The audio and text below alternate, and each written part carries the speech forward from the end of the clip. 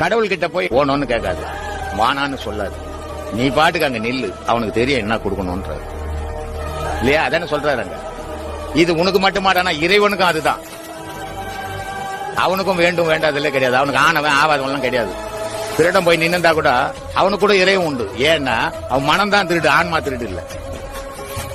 அதனால அவனுக்கு வேண்டும் வேண்டாமே கிடையாது. நல்லவன் கெட்டவனே அவனுக்கு கிடையாது. ஏன்னா நல்லவன் கெட்டவன்றது மனசு. ஆன்மாக்கு நல்ல ஆன்மா கெட்ட ஆன்மான்னு ஒண்ணு கிடையாது.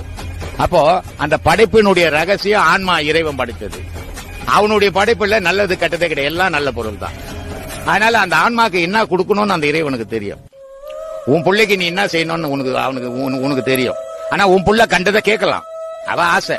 ஆனா உனக்கு தெரியும் என்ன கொடுக்கணும், எப்ப கொடுக்கணும், என்ன செய்யணும். அதே மாதிரி இறைவனுடைய படைப்புல இறைவனுக்கு தெரியும் உனக்கு என்ன கொடுக்கணும், எப்ப கொடுக்கணும், எந்த நேரம். நீ நினைக்கும் போது கொடுத்தா அவனை இறைவன் இல்ல, நினைக்கும் போது கொடுத்தா